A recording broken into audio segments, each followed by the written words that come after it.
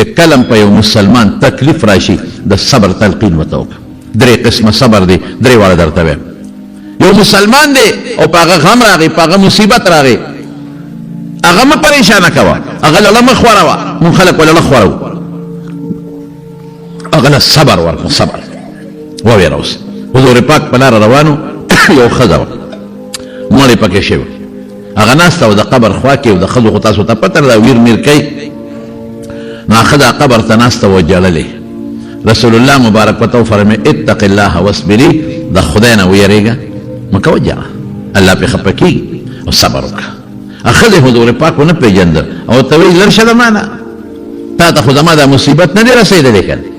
بس پیغمبر مبارک هم غلی شو لاړ. چا ورته وایي دا چا ته دا خبرې وکړې؟ وایي ما خو نه پېژن، وایي دا خو حضور پاک و. اوهو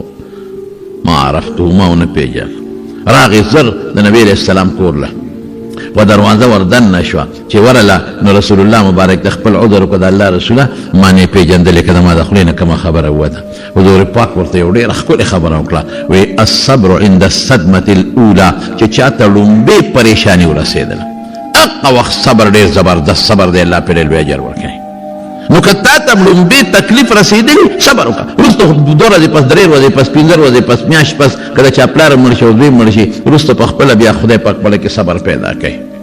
چې کوم وخت درد راغی دې وخت کې صبر وکړه بس. او الله پاک په قرآن شریف کې آیت ذکر کړی ولنبلونکم، الله قرآن شریف کې فرمایي وليبلونکم بشیء من الخوف والجوع ونقص من الاموال والثمرات. وایي زه په تاسو ازمایش کوم، د چا مال کموم، چاله په تجارت کې تاوان ورکوم، چاله ګټه ورکوم، په چا لوږه راولم، ناره پې راولم، په چا مړه راولم او په چا یره راولم. ولنبلونکم بشیء من الخوف، په چا یره راولم، ویرو د بیمارۍ یره، د بل څه یره، د بل څه یره، د چا نفسونه بچې والم، والثمرات د چا باغ یې ښه پوخ شوي وي ګلی پې راولم او د هغون باغ وله تس نس کم، دی به څه کوي؟ دی به فریادونه نه کوي. وبشر الصابرین الذین، هغه خلک چې هغې صبر کوي، او هغه خلک څه وایي؟ اذا اصابتهم مصیبت، چې مصیبت ورته ورسېد قالو دوی څه وایي؟ انا لله و انا الیه راجعون، مونږ هم د الله یو، دا هر څه د الله دي، مونږ به ټول دا الله تعالی له مونږ به هم خدای لرزو، بس صبر وکړي. نو الله فرمایي دا خلکو چې دا صبر یې وکړه په دې تکلیف دا به څنګه وي؟ اولئک لهم صلوات من ربهم ورحمه واولئک هم المهتدون. حضور پاک فرمایي 3 اجر ولا خدای ورکوي. ستاسو خیال دی پخوا چې په سالو کې ابار وره، یو انډۍ به یو طرف ته،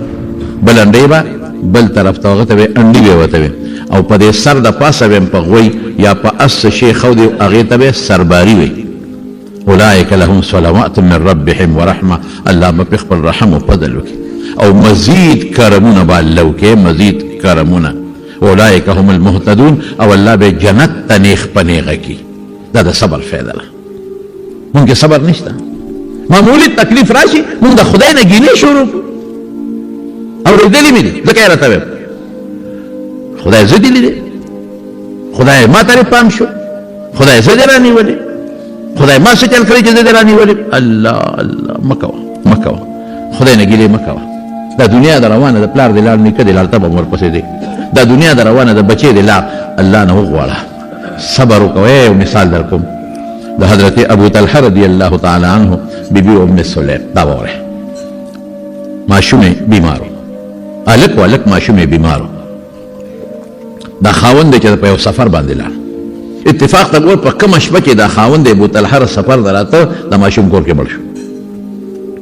چې وفات شو ښځې ته خو یې پته وه چې نن شپه خو مې خاوند را روان، اوس چې خاوند مې راشي د سفر نه ستړی به مې، او که د دې الک نه خبر شي د دوی مرګ خو واقعي خطرناک شی خو دی، بندله خو په لږ کې درد راځي. نو که دې نه خبر شو سفر نه ستړی م راغی، خوب به ونه کړي. او انسان دی چې سفر نه راشي ډېره موده باري، نو څه تقاضا ده ښځې ته چې کوم خپل ضروريات وي د هغې یې مجدي. نو کله د زوی د مرګ نه خبر شو خو ستړی دی، د شپې خوب به م ونه کړي، غریب به ټوله شپه په تکلیف او په غم کې م تېره کړي، او که ماته یې څه ضرورت وي نو هغه ضرورت به م پوره نه کړی شي. څه چل یې وکړی؟ هغه ماشوم یې واخېسته او د کور یو ګوټ کې سملو او څادر یې پرې واچو، خو مړو ګوټ کې یې واچو، څادر یې پرې واچو. چې خاوند یې راغی ومبې تپوس وکړه کیف الولد، ماشوم څنګه دی، لږ څنګه دی؟ او ته هو اسکنو په قلار دی، داسې لفظ وي چې دروغ هم نه دي او خاوند یې پوه کړه. د خاوند دا سوچ و چې ګنې جوړ شوی دی او د هغې مطلب سو چې د دنیا د کړو او د بیمارۍ نه قلار شوی. خاوند یې اړو پوه نه کړ. اوس تاسو نو په دې ځان پوه کړئ چې دې زمانه کې یو ښځه ده او ښځه پرېږدی سړی یې به وایلو او د هغې یو ماشوم زوی مړ شي څونه چغې وایي، څونه روړې وایي، څونه خفګانونه کوي، ټول کلی خبر کړي، ټول ملک خبر کړي. د دې نه هېڅوک نه دي خبر. داسې عجیبه صبر یې کړی دی چې ګاونډي ته نه دی خبر. داسې صبر یې کړی دی چې خپل رشته داران ته نه دي خبر. حالانکه په مدینه کې د دې بلا رشته داران هېڅوک نه دي خبر. ولې؟ که څوک خبر وي نو خامخا به راتلل، نو خاوند به یې خبرېده چې مړ شو نو مړي کور کره خامخا خلک راځي. هېڅوک یې نه دي خبر کړی چې ما کره څوک را نه شي، خاوند به خبر نه شي. د سفر نه ستړې ستومانه را روانه دي او بې خوبه به شي. الله اکبر. دې ته ایمان وایي. ګاونډیان هم نه دي خبر کړی. که ګاونډیان یې خبر کړی وي او مړ یو ځای کې وشي نو ګاونډي راځي، ګاونډی راځي. که څوک یې په مدینه کې په ګوان کې هم خبر کړی وي نو ابوطلحه چې په لاره را روان او شلو خلکو به ورته ویلي چې خفه کېږه مه بچې دې مړ دی خدای به صبر درکړي. هېڅوک دې په کوڅه کې هم نه دي خبر، په دروازه کې هم نه دي خبر، په رشته کې هم نه دي خبر، په ګوند کې څوک هم خبر نه کړه. او دویمه وره سترګې هم سرې نه دي، جړلې هم نه دي. که سترګې سرې وي او جړی کړې وه نو سترګې به سرې وي نو خاوند به ترې خامخا تپوس کړو چې ام سلیم څه چل شوی څه چل دی. بعضې وخت کې سړی زما طبیعت یو بوټی بېګار برابر نوم ټیک نوم طبیعت خراب، یو ملګري ماته وایي څه چل دی، وایي طبیعت یې خراب. ګوره شکل نه پته لګي د انسان، شکل نه پته لګي. داسې ځان کړی دی چې خاوند ورباندې اړو پوه نه دی. حالانکه څومره بنده جاړ یا قسم دی حضور پاک بچي پسې جړلی خو دله جړه او دې ښځې دونه قابو په ځان راوستی ده دومره چې د دې سترګې هم سرې نه دي، مخ یې رنګ هم بدل نه دی. خاوند راغی، خاوند ورته وکتل، ام سلیم څه حال دی؟ وایي بس ماشوم قلار دی. یعنې نه سترګې سرې که معمولي د دې په وجود باندې، د دې په مخ باندې، د دې په سترګو دا څه اثر وي. خاوند به دې خامخا تپوس. دا عجیبه ښه ده. په خدای سړی حیران شي چې صحابیات څنګه عجیبه خلک وو، د خاوند دغه خیال او قدر. بس خاوند د شپې چې کومه تقاضا وي انسان دی هغې پوره کړه. او چې تقاضا ښه د خاوند پوره کوي د هغې جدا کیفیت دی. که په دې څه غم وي نو خاوند به ترې خامخا تپوس کو. چل سړي ته خو نن طبیعت یې بدل دی. هېڅ داسې خوشحاله شپې د خاوند سره تېره کړه چې خاوند یې روپۍ نه کړ. خو چې سارې خاوند منزله ته نو ورته یې الویوارو الصبیه، ماشوم مړ شوی دی چاته ووایه خاورې پرې واړوئ. ام سلیم دا دې څه وکړل؟ هغه پوه شو انیغ لاړ او رسول الله مبارک ته الوی وی د الله رسول ته ما خو ماشوم بچی مړ ما ته خو ام سلیم غږ ونه کړه، ښځې غږ ونه کړه. ټوله شپه مې په خپلو خواهشاتو کې تېره کړه، ښځې غږ هم ونه کړه. سارې راته الوی. اوس هم ډېرې ښځې وایي ما سره خاوند دا چل کوي، ما ته خاوند کنځل کوي. زه یم ټیک ته خاوند له نه دي په کار، خو همیشه د دې سړو ته یم ښځو سره ښه سلوک کوي. کله کله راته بعضې دوستان وي دا ښځې په موږ راوچتې کړې ښه ښځو ته د لاندې کار وخته ښځو خبرې کوي. ما وی ښځو لا هم په کار دي چې خاوند سره دغه سلوک وکړي دا چې کوم ام سلیم وکړو. ښځې له هم ظلم نه دی په کار. ښځه خاوند له رد جواب ورکوي نو خاوند په تویش کې راشي. ښځه خاوند ته سپکه وایي خاوند په تویش کې راشي، طلاق هم ورغورځوي. ښځه د خاوند خبره نه مني نو خاوند په تویش کې راشي. نو سړو له هم په کار دي چې ښځو سره ښه سلوک کوي، خو ښځې له هم په کار دي چې د بیبیانو نه چل زده کړي. داسې ژوند تېر کړي کم ژوند چې د پیغمبر مبارک صحابیاتو تېر کړی. وګوره چې پیغمبر مبارک له الله رسول ما خو دقه چل بچې مې مړ ما ته خواړه ولقاک هغې نه دی کړی او د شپې مې خپل حاجت پوره کړ. حضور پاک یو ټکې دوا ولا وکړه، یا خدایه بیګانې شپه کې چې دا ښځه خاوند یو بل سره میلو دي الله برکت پکې ولا پیدا کړي، برکت پیدا کړي. څنګه برکت شو؟ دا د انس پلندرو او د ام سلیم مور وه. الله داسې برکت خدای پیدا کړ، داسې برکت چې الله ولا حافظان او عالمان او قاریان بچي ورکړل. د اق یو ځای کېدول او څو بچي ولا خدای ورکړل قاریان او حافظان زامن او وصي لاندې ټول چې را یو ځای کې 50 بچي ولا خدای پاک ورکړل او هر یو د قرآن حافظ او قاری او عالم. الله خو ځکه وایي اولئک علیهم صلوات من ربهم ورحمه اولئک هم المهتدون. یو انډې بل انډې سرباري صبر دې وکړه. الله سره خو جنګ اسیر نشي کولی. که ته چغې ووایې خدای ته د خپل بچي را جمع دی کولی شي؟ نه. که ته ګریوان وشلی د خپل بچي را جمع دی کولی شي؟ نه. او رسول الله مبارک فرمایي لیس منا من شق الجیوب، چې په مړي کې څوک ګریوان شلی ګریوان وضرب الخدود او دا مخونه کړقی. اکثر ښځې دا کار کوي ودعوا بدعوة الجاهلیه او جاهلیت چغې وایي. جاهلانو چې څنګه چغې والې خدای نه ګیلې شروع کړي دا زما ولا نه دی رسول الله مبارک فرمایي دا زما ولا نه دی ته ډېرې چغې وې مخه مشرقې او الله نه ګیلې مو کې دا خپل بچی واپس کولی شي والله کې واپس تا ته غم ورسېد صدمه ورسېده ته نه یې پوهې کېدای شي دی کې د خیر ما درته یو 2 جمعې مخکې د موسی علیه السلام او د حضرت خضر واقع ویلې وه زوی ولا مړ کړ حضرت خضر هغه مور خو به هم چغې وایلې هغه پلار به هم چغې وایلې لیکن الله څه فرمایي چې د الله په علم کې دغه بچی کافر و که دا مړ شوی وی دی به کافر د مور او پلار دپاره د ګمراهۍ ذریعه وه الله وله څه چل وکړه الله وله لور ورکړه بیا به یې چې لکه لور او زوی د هغې لور په اولاد کې الله پاک اویا پیغمبران پیدا کړه دا به نه وی چې د ما نه خو زوی لار دا به څه کېږي نه ته په خپل خیر او شر نه پوهېږې الله په خیر او شر ستا پوهېږي د زوی کې به د خیر نو او چې هغه د نه یې واغېشت هغې کې به د خیر دا چې کوم مال یې د نه واغېشته دې کې به د خیر نو د دې په دې به دله خدای بل شی درکړي او دا مال یې د نه ولې واغېشته خو تا به الله خفه کړي که نه ته چې ما خفه کړې زه به هم خفه کېږم چې ما خفه نه کړې زه به نه خفه کېږم نو دې ته نه دی چې ما الله خفه کړی تکلیف په ما ولې راغی خو الله دې خفه کړی دی که دا غم په ما ولې راغی خو الله دې خفه کړی دی که مخ به خفه کوه الله دا خوشحالي خدای درکړه موږ له خدای سره نه یې راکړی خدای قسم یوازې د ایمان چې نعمت موږ له خدای راکړی دی د ټولې دنیا دا مال یو ځای که دې ته رسي د ایمان په خوند باله پېښې چې تا نه سا کم وخت یوځي یا قبر له لاړ شي او یا آخرت ته لاړ شي تا ته باله د ایمان د خوږو پته ولګي چې د قیامت میدان کې ودرېږي بیا د ایمان د خوږو پرې پته به راته ولګي الله پاک دې کافر ته به وایي کافر ته به څه وایي وایي که دا ټوله دنیا د سرو زرو ډکه کم او دا مې تاله درکړې وي وایي دا به دې د مال راکړي د دې کفر په مقابله کې د ایمان په مقابله کې او که نه وی الله بالکل دا ټوله دنیا د ځمکه چې د سرو زرو ډکه وي ما بدله درکړې وي خو چې د دې کفر د دې عذاب نه مې اوس بچ کړې که دا مې شي دا به درکړم خو د کفر د دې پوټې عذاب نه که دې پوټې الله بچ کړم الله وی د مور ګېډه کې ناست وې پوټې شی مې دنه غوښتې و الستو بربکم ستا رب نه پوټې شی مې غوښتې وړه کلمه مې دنه غوښتې وه هلته دې وړه کلمه نه وې خلک مست شو په خدای قسم مست دي بالکل خو چې چاله پیسه راځي مستېږي او چې چاله دولت راځي وروسته ژوند ته نه ګوري چې زما مخکې ژوند څنګه و د پلار ژوند ته نه ګوري د پلار ژوند مې څنګه و د نیکه ژوند ته نه ګوري چې د نیکه ژوند مې څنګه و والد صاحب مې د خدای پاک وبخښي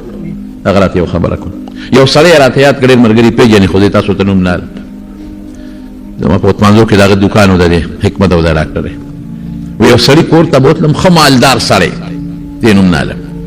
ډېر دوستان یې پېژني ښه مالدار سړی ښه بنګلې والا سړی نو ما باندې ډوډۍ خوړه او چیرې باندې څکله ما به ولې علاج کوه ما سره مینه وه نو د سرو زرو لوښي راوړل د سرو زرو جامونه او پیالې وی ما ته وایي چې ډاکټر صاحب دا دې ولیدل وی ما ورته وایي چې نه وایي چې دا د سرو زرو دي مې دې کې خو د خوراک نه کوم حضور پاک د سرو زرو لوښي استعمال منع کړی وی نن پکې وخور کې ارمان دې ورځي مې نه دا ارمان دې خدای زما په جنت کې ورځي نه خورم وی دا مې سنبال کړي دي صرف تاله مې راواغېشتل چې ته دا ووایې چې او ما د سرو زرو پیالې کې چیس کړې ده چې دا وایي چې د سرو زرو چانک نه ما ځان ته چای راوړلې ده چې دا وایي چې د سرو زرو په پلیټ کې ما چیسته سوچه سره زر دي سوچه سره زر پوټې پکې ګلټ نشته ما وی بس ومې لیدل دا پیالې د لوښي خو دې کې خوراک نه کوم ځکه حضور پاک فرمایي چې چا د سرو او د سپینو په لوښو کې خوراک وکړو قیامت کې بیا په دې لوښو کې خوراک نه کوي ما له دې خدای جنت کې راکړي دومره مالدار ښه وی چې بیا روټۍ خیر مان په نورو لوښو کې وخوړه چې روټۍ مه خوړه وی ما ته وی ډاکټر صاحب کښېنه نو لاړ یو بکس یې راواغېست ما ته یې په میز کېښود بکس او بکس یې وسپړده وی دا بکس وګوره چې وسپړده په هغې کې څه پراته وو په هغې کې منجیله پرته وه او پخوا خلکو به په سر باندې منجیلې ښوده او په هغې د پسه به یې سامان وړه په هغې کې زړې سپلۍ پرتې وې په هغې کې رسۍ او پړې پروت و په هغې کې زوړ واسکټ پروت و په هغې کې شلېدلې جامې پرتې وې په هغې کې رسۍ پرته وه چې دا پنډي پخوا به پېښور کې د پنډیانو پنډونه وړل پخوا نو یو رسۍ به وه نو بوجۍ به یې چې په شا راړوله رسۍ به یې ورته واچوله رسۍ به یو طرف ته یو لاس کې د سینې سره نیولې او بل طرف په بل کې ما لیدلي دي قسم دې لیدلي مې ټول سامان وکړي وایي ما ته مولوي صاحب دا داسې ومه دا ما به پېښور بازار کې یو بازار کې په شا بوجۍ ګرځولې دا رسۍ به مې غاړې ته اچولې وه دقه زما سپلۍ وې دا مې شلېدلې جامې وې دا منجیله به مې په سر و خلکو سره مې سامان وړه پیسې به یې راکولې دا مې ځان له سنبال کړي دقه شی ومه زه او کال کې 2 ځله زه دا بکس رالم بچي انګین دې ځان ته راغونډې کړم ورته یې ښیم چې ای بچو زه ګورې دغه شی ومه شکر ادا کړې شکر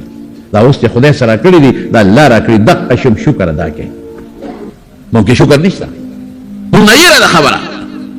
په خدای قسم پرون په ترمذي کې زمون حدیث تیر شو پرون په بخاري کې پرون بخاري شریف کې رسول الله صلی الله علیه وسلم فرمای په بنی اسرائیلو کې 3 کسان،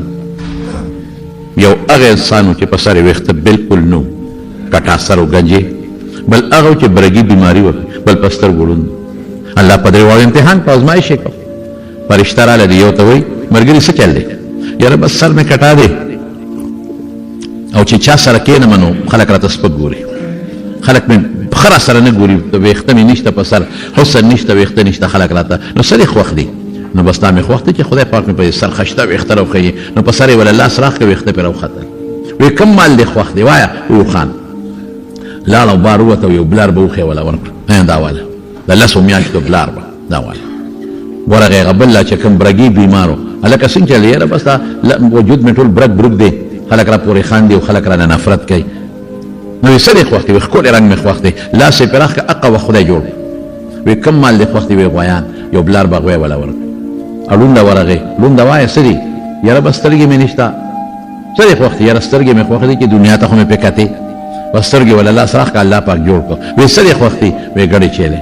هغه له یو بلار به ګډه ورکړه، دوی ورته وکړي زه 3 واړو د خدای برکت واچي. څه موده تېره شوه، د هغه یو د اوښې بچي، دا ګورې پیغمبر مبارک فرمایي، د بخاري حدیث دی، د هغه یو د اوښې بچي راوړل، بچي لوی رسۍ کنډک ته جوړ شو. د هغه بلې غوا به لنګېدل او بچي به یې راوړل، بلا غوا غویان ته جوړ شو، څاروي ته جوړ شو. د هغه بلې ګډه چې لنګېده بلا کنډک ته جوړ شو. څه موده پس دغه سړی راغی، هغه چې کوم اوښانو والا ورغی، ورته یې وی داسې کار دی، زه مسافر یم، په سفر روان یم،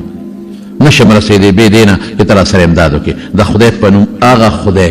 وره، هغه خدای چې ستا ویښته نو تاله ښکلې ویښته درکړل، هغه الله چې فقیر وې ډېر غریب وې او الله د اوښان او مال درکړه، په دغه ذات ته نه سوال کوم یو اوښ راکړه چې په سفر پرې ځای ته ورسېدم. او ته څه وایي؟ زه ګنجي وم؟ دا دې څه وایي؟ زه غریب وم او ما له خدای اوښ راکړه؟ انما ورثت کابرا عن کابرین، دا خو د پلار نیکه نه ماته پاتې مال دی، زما پلار مالدار، زما نیکه مالدار، زما کل نیکه مالدار، دا خو د پلار نیکه نه مال پاتې، او زما سر کله ګنجي و، دا خو د پخوا نه زما خشته ویښته. بس ارسه یې ښه داسې زه وایي چې که خبره دې دروغ وي نو خدای دې همغسې که چې مخکې وې، خو د فرشتې خیره ومقه ولګېده، همغه کټا ته جوړ شو، مخکې چې څنګه کټا و که نه همغه کټا ته جوړ شو، همغه کټا. طالبانو ته مې خوشطبي کوله، ما وی ځکه یو سړی په سر ویښته نه ټوپی به په سر کې خلکو نه به یې پټ کړي، خو ښځه خو به پې وله د پاسه ډولکې وایي که د هغې نه خو یې نه شي پټولی، چا خوارې خو یې پینګړی به ورکوي. دا وی خدای دې همغسې که چې څنګه مخکې وې همغه څاروي ماروي ټول لاله دوړه شو، همغسې دې خدای جوړ کړه. کولی شي الله که نه شي کولی؟ بل له ورغې غوا والا نه هلکه نشم په سفر باندې تلل، سفر مې اوږد دی، هغه ذات چې ته فقیر وې او دا غواګانې دله درکړه، هغه ذات چې برګې وې ته او ښکلې شکل یې درکړه او ښکلې سرمن، یو غوا دنه غواړم یا یو غوی چې په سفر پې ورسېږم. او ورته څه وایي؟ زه فقیر یم او زه برګې یم؟ دا دې څه ووایي؟ زما خو د مخکې نه ښکلې سرمن او ښکلې شکل او دا مال خو ماته د پلار نیکه نه پاتې دی، زه وایي که دروغ وایي خدای دې همغسې که، همغسې غم شو، همدا غوا نه خلاص شوم، بیا واپس برګې شو. چې کوم لوند و جوړ شو هغه له راغی، او ته څه وایي؟ ورته وایي د خدای په نوم کوم خدای چې تا سترګې نه وې الله دله سترګې درکړې روغېږي، او فقیر وې خدای دومره مال درکړه. مسافر یم په سفر ځم درک نه لګي، که یو ګډ چیلی دې راکړه الله به خرڅ کړم په سفر به ورسوم. او ته څه وایي؟ وی بلکل زه ړوند وم خدای سترګې راکړې، ور شکر یې ادا کړه، ړوند وم خدای سترګې راکړه، او زه فقیر وم او الله غني کړم، ډېر عجز وم. دقه مال دی والا چې څومره دی خوښې د الله راکړی دی، وړه په کړاو کې دی ناچوم، په تکلیف کې دی ناچوم، څومره چې وړې یوسي. فرشته ورته وي مال دی مبارک زما مال ستا نه دی پکار، خو د الله د طرف نه په تاسو 3 واړو ازمایش او امتحان راغی، هغه 2 ملګري د امتحان کې فیل شو، ناکام شو، او ته په امتحان کې کامیاب پاتې شي. د مارو صبر به کوې، شکر د خدای به ادا کوې،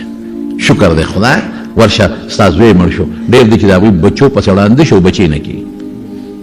څه به کېږي؟ ستا نه مال لال برباد شو. ورشه ډېر خلک دي چې هغې لګیا دي په پردو کوڅو کې جارو یو خدمتونه کوي او مال نه مني. کبر به نه کوو، کبر به نه کوو، د الله په نعمت به شکر ادا کوو، او چې نی صبر به کوو. دغه د مسلمانۍ طریقه ده. ورکون کې هم الله، اغشتون کې هم الله، مال کمون کې هم الله، ډیرون کې هم الله، بچي ورکون کې هم الله، بچي اغشتون کې هم الله. حضرت ایوب علیہ السلام بیمارو څومره صبر یې وکړ څومره صبر او د صبر انجام سو چې ته به راته واقع انشاءالله یو ورځ ذکر کړم یو ورځ به ذکر کړم د صبر انجام سو الله نے دعا ربی انی مسنی الضر وانت ارحم الراحمین شکایت نه کوي چې خدای زه خو ستا پیغمبر یم زه دې بیمار کړی هغه چې کوم کافر دی هغه جوړ ګرځي الله زه خو ستا پیغمبر یم زه ناجوړه یم زه ناجوړه پروت یم او چې هغه کوم ظالم دی نو هغه جوړ ګرځي نه ربی انی مسنی الضر وانت ارحم الراحمین ما ته خدای تکلیف رسېدلی مهربانه ذات دی فکشفنا ما به من ضر وآتيناه أهله ومثلهم معهم رحمة من عندنا الله أكبر ثم مال كده أيوب عليه السلام هلاكو الله ولا مال دا غير دبل ورکو او چې کوم بچي او بیبیانې تلې وي د دنیا نه خدای پاک ولا دا غي مثل ورکو چې کله زورور سره کیږي په دنیا کې ستا یو زورور دی او بدمعش ته سره جګړه نشي کولی سر بټي ټوړې نو جون به تیرې او کاغه تر سر اوچت کنو جون دې نه تیرېږي وال بخوري بی عزت کېږي با نو دا خو د دنیا ظالم زورور دی الله خو ظالم زورور نه زورور دی خو رحم کوونکی زورور دی نو ته الله سره به جګړه نه کوي ویر به نه کوي چغې به نه وي او زمارونو ګورې په مړي جړه او ویر ډېره لویه ګناه او ډېر لوی جرم دی حضور پاک فرمای ان المیت لیعذب ببکاء اهله علیه چې څوک په مړي پسې ویر کوي مخونه ټکوي او ګریوانونه شلوي او چغې وایي مړي له تکلیف ملاویږي مړي ته به الله وایي چې تا ولې نه وي دا وصیت پرې کړی خلکو ته چې ما پسې مه جاړی که نه ته په دې خوشحالېدې چې ما پسې خلک ډېر وجاړي که نه او چې دا کوم صفتونه وي او چغې وي او دی خو داسې و دی خو داسې و ډېر نیک و پلان او ډینګ بیا خو خلک صفتونه هم کوي یا دا صفت پر ځان کې پیدا کړی و که نه دا درکې صبر بس تکلیف راشي مصیبت راشي صبر او د الله نه د دې تکلیف ته لرې کېدو سوال وکړه دا تکلیف راوستون کې الله دی او د دې تکلیف لرې کوونکی څوک دی الله یو بل مثال ورسره کوم د حضور پاک زمانه کې دوه کسانو ایمان یې راوړه د یو نوم ابو سلمه د بل نوم د ښځې نوم یې ام سلمه دواړه مسلمانان شو د دواړو یو بل سره ډېره زیاته مینه وه دومره محبت او دومره چې په تاریخ کې دومره محبت د ډېرو کمو خلکو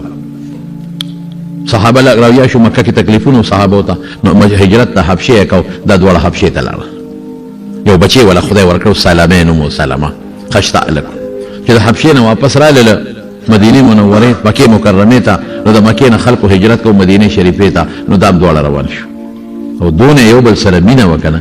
چې یو ځل دا خدای د ام سلمه د خپل خاون ابو سلمه ته وی ابو سلمه یو خبره کو یو جوړه کو وی دا څه جوړه کو چې د موستا یو بل سره ډېره مینه ده وی که زه مخکې مړه شوم ته به د ما نه پس بله ښځه نه کې او که ته مخکې مړ شوې ستا نه پس به بل خاون نه کوم زه به دا سر تا دپاره سپینوم ولې چې د قیامت پر ورځ بس موته دوه په دوه یو بل سره یو بل پکې نیسو نو خاون ورته ویل سلمې زما در سره وعده ده که ته زما نه مخکې مړه شوې زه به ستا نه پس بله ښځه نه کوم بس په دنیا کې مې هم ته ښځه په جنت کې به هم ته خو ته دا وعده مه کوه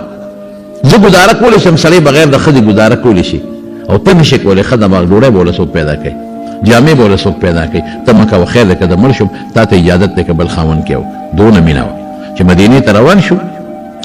نو د دې ښځې قومیان یې راله رونه او د ابو سلمه ته وي دا تا باندې مونږ خرڅه کړې کله یو وطن ته بوځې کله بل وطن ته مخکې د حبشې ته بوتله اوس یې په غرونو ګرځې مدینې ته بوځې که ته ځې ځه مونږ درته خپله خور نه پرېږدو بس هغه غریب خو هجرت فرض و په هغه وخت کې هغه لاړ مدینې ته ښځه دې پاتې شوه ښځه دې رونو بوتله چې بویه تله د دې ښځې چې کم د خاون رونو هغې رالل او ماشوم یې د مټه ونیوه وایي دا ماشوم زمونږ کېږي جاهلیت کې به همداسې وه هلک به د پلار وایي تاسو زمونږ د رور نه ښځه پاتې کړه ماشوم زمونږ کېږي ماشوم دی هغوی بوته د دې نه د مینې خاوند هم لاړ مدینې ته او بچی هم ترې لاړ دی به ټوله ورځ جاړل بار ته به راووته او جاړل به په دې کوڅو کې به ګرځېده هم به یې خاوند پسې جاړل او هم به یې دوی پسې جاړل د چاپېره هم راغی ورونو پسې لار ورته وی د خدای خاطر وکړې په دې مظلوم ظلم ولې کوې چې دا د خپل خاوند سره په مدینه کې یو ځای بل ځای خوشحاله ده تاسو پې څه کوې پرېږدئ چې ځي تاسو ردی د خوشحالۍ دپاره وایه که د خپلې وی نه ردي نو دا خاوند سره هلته خوشحاله ده پرېږدئ بس وی ټیک بیا لاړ هغه کسان او ورونو پسې لاړل د خاوند او بچی یې ترې راواغېشت وی راکړې بچی بس ښځه دي خاوند له بچی یې وله ورکړه بچی یې غېږ کې واغېشته قافله کې شوه مدینې منورې ته لاړه دومره مینه یې وه اوس اتفاق ته ګوره خاوند یې مړ شو غریب یو جهاد کې زخمی شو مړ شو د دې خو ډېره مینه وه خاوند سره انتهایي محبت یې وی تورې جامې مې واغوستې واورئ تورې جامې او د جړه شکل مې جوړ کړ او د انصارو د مدینې یو دوه ښځې رالې هغې م را سره ځان جوړ کړ وی ما وی چې ځن به داسې جړه به د ابو سلمه پسې کوم په دې خاوند پسې چې تر قیامته پورې به خلک د تاریخ په کتابونو کې لیکي او خلک به قصې کوي یو بل ته زما مسافر خاوند د سفر په ځمکه کې لاړ وفات شو زما ډېر د مینې او ډېر خوښ خاوند وی دا قسم مې وکړو دقه دی چې دې کې حضور پاک را دننه شو وی چې را دننه شو ما ته خو یې غنوک ونه کړ رسول الله مبارک خو ډېر زیات هوښیار خو هغه ښځو ته یې ووې وی ښځو وی تاسو هغې کور ته بیا شیطان را دننه کوئ چې الله ته 2 ځله شیطان ایستی دی یو ځل یې هلته حبشې ته هجرت وکړو یو ځل مدینې ته بس هغوی خو غلی شوې او ما ته وی ام سلمې یو دعا درته کوم هغه وایه الله به خیر درکړي څه دعا اللهم اجرني في مصیبتي واخلف لي خيرا منها یا الله په دې مصیبت کې اجر راکړي واقعي خاوند مې مړ دی لوی مصیبت خدای د دې مصیبت نه بهتره خوشحالي راکړي مطلب د دې خاوند نه بهتر خاوند راکړي وی ما وی چې راشه د پیغمبر مبارک د خولې دعا ده شروع پرې وکړه دعا به مې کوله خو ما به وی دا ما د خاوند ابو سلمه نه بهتر خاوند به څوک دا غنه ښکلې به څوک دا غنه ښه خوی والا به څوک دا غنه ښایسته به څوک خو پیغمبر وی کوه دوا نو خدای مې دوا قبوله کړه هغه صبر او دوا مې خدای قبوله کړه ما له د خپل خاوند ابو سلمه نه ښایسته ښکلې بهترین خاوند خدای راکړو هغه څوک محمد مصطفی صلی الله جنت کې ابو سلمه ښه دی او که پیغمبر علیه السلام بیبیانې حضور پاک سره په جنت کې به ملګري مصیبت راشي صبر به کې الله نه به سوال کې بس هغه غم ختمولی نشي بې د الله نه هغه رور واپس نشي راوستی هغه پلار دې مړ شي واپس نشي راوستی غیر اختیاري که کوم غم راشي په هغې خدای نیوکه نه کوي د حضور پاک څلور زامن څلور بعضې 3 یادوي وایي دا طیب او طاهر د یو کس نوم او بعضې څلور طیب طاهر قاسم ابراهیم دا لاړل وفات شو او دا ابراهیم خو دا 13 میاشتو چې وفات شو لوی راپورټ او یو صحابي وایي یو ځل راته حضور پاک وفرمایل چې ځای چې ځو ابراهیم له یو دایي له یې ورکړی و هغې به پی ورکړ مرضعه ورته وایي چې لاړ و ماشوم یې ورله راواغېسته وایي دونه ورته حضور پاک خوشحاله و چې راغېسته به یې ښکوله به او بویه به دا پوزه مبارکه به یې پرې د پاسه ایښوده بویه به یې ښکوله به ډېر زیات ورته خوشحاله یو ځل جومات کې ناست و اطلاع راغله چې ابراهیم بیمار دی راشه بس لاړو عبدالرحمن ابن عوف و صحابه ورسره وایي چې ورلو ماشوم یې راوچت کړه د ماشوم زنکدن و د حضور پاک په غېږ کې رپېده زنکدن او د حضور پاک په غېږ کې ته ساه لاړه سترګو نه اوښکې روانې شي حضرت عبدالرحمن ابن عوف ورته وایي وانت یا رسول الله یعنې انت تبکي ته هم جاړې ته خو چې جړه ممنوع منع ده وی عبدالرحمن د دې خولې جړه منع ده چې په خولې چغې وې ګریوان شلې او روړې وې او په عربو به څه چل کول خاورې به یې راغېشتې په سر به یې چولې دا معنا ده او دا خو د سترګو اوښکې دي دا رحمت دی په هلکې رحم راشي د سترګو نه اوښکې وبهېږي دا د انسان د وس نه باندې دا خیر او بیا یو ټکي و یو ټکي وان علی فراقک یا ابراهیم لمحزونون ابراهیمه موږ ستا په جدایه ډېر غمجن یو ولا نقول الا ما نه وایو مګر هغه خبرې یرضا به ربنا چې زموږ مګر چې ما الله پې خوشحال دی اقا وایو زیاتې نه وایو انا لله و انا الیه راجعون مونږ ټول د خدای او خدای ته وپېښ کېږو په دقه وایو دا مخلوق ته الله ښیي چې که ستا زوی مړ شو د حضور پاک سلور تللی دی ته به هم هغه صبر کړی دی ته به هم صبر کوې بیماري در باندې د حضرت یعقوب علیه السلام واقعه چې زما مخې له راشي بل ورځ بیم کور ناست وم انیس احمد والدې ته مې وی دا واقع مخې له راله ما وی یاره سړی حیران شي خدایه یوسف علیه السلام غوندې بچی خشته ښکلې چې حضور پاک فرمایي بره لاړم معراج ته نو یوسف مې ولیده الله وی د ټول مخلوق نیم حسن خدای ورکړی دومره خشته بچو ته بوته او کوی کې وغورځه کوی کې واچه او بیا د کوی نه قافلې او برقه ښکته کړه اوبو دپاره خو به جور کویانو دی به پورې نښتې برقه ډکه راووته او ګیږي اوبه دي پکې دی پکې راووته اوهو بویه ته مصر ته او د مصر په بازار کې خرڅ کړه مصر کې بیا خو به غلام تښتېدی نه شو هغه زمانه کې خو د غلام به تښتېده ګیر به یې که وجه به غلام چې تښتې شو هلته لاړ او یعقوب علیہ السلام څه کوي وابیضت عیناه من الحزن وهو کظیم چغې نه وایي بس بچو ورته شرمه خو تختول عجیبه شرمه خو جامې یې وله راوړې عجیبه شرمه خو هوښیار جامې یې ترې وغې ویستې او د ما زوی یې مړ کړ هغې پوه شوې نو جامې یې ترې مخکې ایستې وې هغې په وینو کې ککړې کړې وې وراوړې او بلکې بعض علما وایي شرمه خیم رانیولې و چېرته نه او دله یې راوسته وي دې شرمه دا یو تفسیر لیکلی وایي زما بچې پیغمبر شرمخ نه خوري زما بچې به ظلم هم راسره وکړه زیاتی وکړه لیکن نه چغې نه روړې نه فریاد وابیضت عیناه من الحزن لیکن جړا به د سترګو نه تله او داسې د سترګو نه جړا تله چې په سترګو لون شو لونوالې نه سترګې سپینې راووتې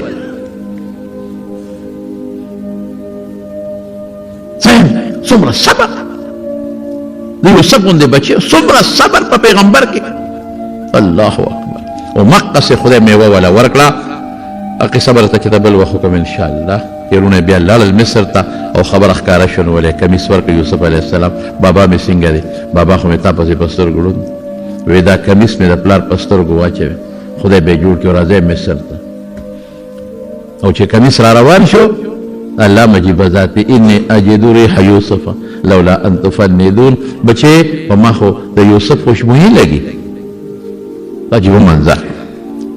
که ما ته د قمقلتوب نسبت نه کوي د لیونتوب نسبت نو په ما دغه یو تالله تفتأ تذکر یوسف ته څه کوې هر وخت یوسف خو په خوا به مړی شرمه خوړلی دی وی نه په ما خوشبویي لګي کمیس یې راوړه په مخ یې ورته واچو فارتد بصیره خدای جوړ کړه